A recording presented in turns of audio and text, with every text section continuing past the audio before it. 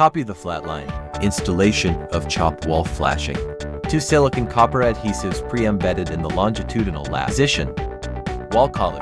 EPDM sealing and insulating gaskets at vertical joint locations. Mounting starting bracket.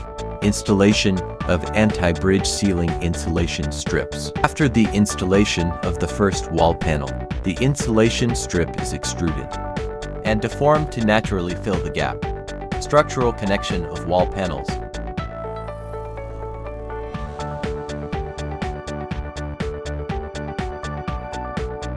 Installation of the remaining wall panels in sequence.